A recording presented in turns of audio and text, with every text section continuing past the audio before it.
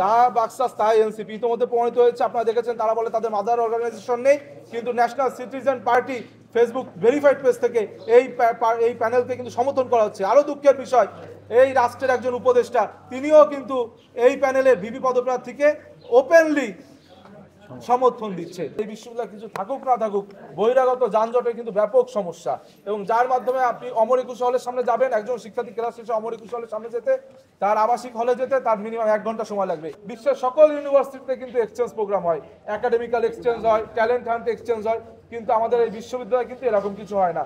এটি যদি আমরা করতে পারি, সেই ক্ষেত্রে কিন্তু একটি ইন্টারন্যাশনাল হাবে রূপান্তরিত হবে আমাদের ঢাকা বিশ্ববিদ্যালয়। আমাদের ভিতর যাদের প্রতিদ্বন্দ্বিতা আছে, আমরা কিন্তু কোনো সংখ্যা আজ পর্যন্ত তৈরি করিনি, সেটা আমাদের প্যানেল হোক অথবা অন্য কোনো প্যানেল হোক, কিন্তু আমরা বারংবার দেখছি বিশ্ববিদ্যালয় প্রশাসনের পক্ষ থেকে প্রশাসনিক কর্মকর্তাগণ বেফাস মন্তব্যের কারণে আমাদের নির্বাচন বিভিন্নভাবে ব্যাহত হচ্ছে, সংখ্যা দেখা দিচ্ছে, এবং বিভিন্ন সিদ্ধান্তহীনতা এক এক সময় এক এক সিদ্ধান্ত নিচ্ছে, সেটি আবার পোস্টপোন করছে বা স্থগিত করছে। এই কারণে একটি সংখ্যা দেখা দিয়েছে। তবুও আমার বিশ্বাস যে বাংলাদেশের 4.5 কোটি তরুণ প্রজন্ম গত 17 বছর যখনই ভোটাধিকার পেয়েছে, তারা ভোটাধিকার প্রয়োগ করতে পারেনি, তাদের একটি বড় প্রতিনিধিত্ব করে এই ঢাকা বিশ্ববিদ্যালয়ের শিক্ষার্থীরা।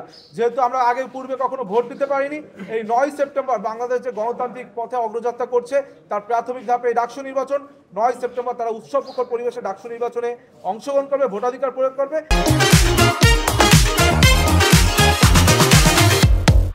আমরা এই সার্জন জহুরুল হক হলে শিক্ষার্থীদের মাঝে আমাদের ইশতেহার বিতরণ করেছি এবং ইশতেহার নিয়ে বিভিন্ন আলোচনা করেছি, এবং পূর্বেও কিন্তু আমরা কয়েকদিন পূর্বে এই সার্জন জহুরুল হক হলের ক্যান্টিনে গিয়েছি, শিক্ষার্থীদের সাথে কথা বলেছি।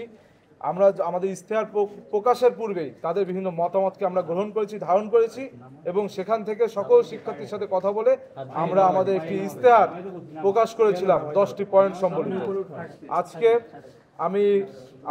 আমি যদি জিএস পদে নির্বাচিত হই, শিক্ষার্থীরা যদি আমাদেরকে নির্বাচিত করে তাদের ম্যান্ডেট দিয়ে, সেক্ষেত্রে প্রথম 100 দিনের নির্বাচিত হবার প্রথম 100 দিনের কর্ম পরিকল্পনা আপনাদের সামনে তুলে ধরবো। আপনারা জানেন যে আমরা যদি ডাকসুর মেয়াদ মাত্র 1 বছর, অর্থাৎ নির্বাচিত হওয়ার পর থেকে কখন পরিকল্পনা করব আর কখন বাস্তবায়ন করবো করতে করতে 6 মাস কেটে যাবে। তাই এখন থেকেই আমরা শিক্ষার্থীদের ব্যাপক রেসপন্স পাচ্ছি, এবং সেই রেসপন্স থেকে আমরা আশাবাদী হয়েছি, এবং সেখান থেকে আমরা আগামী 100 দিনের কর্মপরিকল্পনা তুলে ধরছি। এটা আমি সংক্ষিপ্তভাবে আপনাদেরকে পয়েন্ট আউট করব, পরবর্তীতে আপনাদেরকে আমি পিডিএফটি দিয়ে দিব, আপনারা পেয়ে যাবেন। আমরা আমাদের প্রথম পয়েন্টটি আমি রেখেছি ডিজিটাল এডুকেশন অথবা ডিজিটালাইজেশন ইন এডুকেশন। সেখানে আমরা বিশ্ববিদ্যালয়ের নিজস্ব এলএমএস সিস্টেম চালু করে সেটির মাধ্যমে শিক্ষার্থীদের জন্য বিভিন্ন স্কিল এবং সার্টিফিকেশন এর ফ্রি কোর্স করানোর ব্যবস্থা গ্রহণ করবো। আপনারা জানেন ঢাকা বিশ্ববিদ্যালয়ের প্রথম বর্ষে একজন শিক্ষার্থী, তারা বেশিরভাগই বাংলাদেশের বিভিন্ন প্রান্তিক অঞ্চল থেকে আসে, যাদের মিনিমাম কম্পিউটার লিটারেসির সুযোগটুকু থাকে না। সুতরাং আমাদের ঢাকা বিশ্ববিদ্যালয়ের প্রথম বর্ষে একজন শিক্ষার্থী, তিনি যেন বিশ্ববিদ্যালয়ে এসে এক মহাসমুদ্রে পড়ে, এইখান থেকে পরিত্রাণ পেতে আমরা এই শিক্ষার্থীদের বিনামূল্যে ডাকসুর সার্বিক তত্ত্বাবধান এবং বিশ্ববিদ্যালয় প্রশাসনের মাধ্যমে আমরা ফ্রি কম্পিউটার লিটারেসি শিক্ষা দিব এবং এলএমএস সিস্টেম চালু করব। দ্বিতীয়ত, আপনারা জানেন আমাদের একটি ডিউ অ্যাপস আছে, সেই ডিউ অ্যাপসটিকে আমরা ফাংশনাল করব। তৃতীয়ত, বাংলাদেশের সকল বিশ্ববিদ্যালয় সহ বিশ্বের সকল টপ র্যাঙ্কিং ইউনিভার্সিটিতে, এমনকি বাংলাদেশের প্রাইভেট বিশ্ববিদ্যালয়গুলোতেও টিচার্স ইভ্যালুয়েশন সিস্টেম চালু আছে। কিন্তু আমাদের বিশ্ববিদ্যালয়ে টিচার্স ইভ্যালুয়েশন সিস্টেম কিন্তু চালু হয়েছিল, কিন্তু কার্যকর হয়নি। সুতরাং আমরা এটিও বাস্তবায়ন করব। একই সাথে আমরা ক্যারিয়ার এবং হায়ার স্টাডিজের জন্য আমরা ঢাকা বিশ্ববিদ্যালয় কর্তৃক ডাকসুর সার্বিক তত্ত্বাবধানে একটি ক্যারিয়ার গাইডেন্স সেন্টার করব।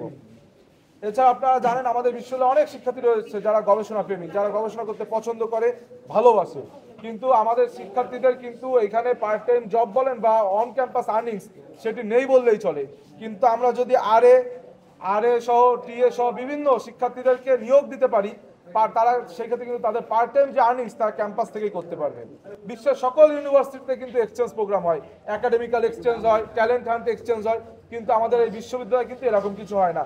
এটি যদি আমরা করতে পারি, সেই ক্ষেত্রে কিন্তু একটি ইন্টারন্যাশনাল হাবে রূপান্তরিত হবে আমাদের ঢাকা বিশ্ববিদ্যালয়। এছাড়া আমরা ফিমেল ফ্রেন্ডলি ক্যাম্পাস নির্মাণে আমাদের যে আপনি জানেন যে আমাদের হলগুলোতে কিন্তু প্রবেশ সীমা যেমন সীমিত করা, ঠিক একইভাবে আমাদের নারী শিক্ষার্থীরা একজন আরেকজন হলে প্রবেশ করতে পারে না। সেই বিষয়ে যে কালো আইনগুলো রয়েছে সেগুলো আমরা বিলোপ করার জন্য কাজ করব। এছাড়া আমাদের নারী শিক্ষার্থীরা, আপনারা জানেন ঢাকা বিশ্ববিদ্যালয়ের নারী শিক্ষার্থীরা বিভিন্ন কাজে, টিউশন হোক অথবা বিভিন্ন কাজে ঢাকা শহরে বিভিন্ন প্রান্তে যায়, কিন্তু বিভিন্ন সময় তারা বিভিন্ন হ্যারাসমেন্টের শিকার হয়, বিভিন্ন অ্যাসাল্টের শিকার হয়, কিন্তু তাদের বিচার দেওয়ার জায়গা থাকে না। সাময়িকভাবে তাৎক্ষণিকভাবে তারা যে একটি সমাধান পাবে সেই ব্যবস্থাও তাদের থাকে না। এই জন্য আমরা ঢাকা বিশ্ববিদ্যালয়ের সার্বিক তত্ত্বাবধানে, ডাকসুর সার্বিক তত্ত্বাবধানে আমরা একটি 24x7 হেল্পলাইন চালু করব, যেটা আমাদের বাংলাদেশ জাতীয়তাবাদী সমর্থিত যে প্যানেল তাদের ইস্তাহারে কিন্তু মোটা দাগে লেখা আছে।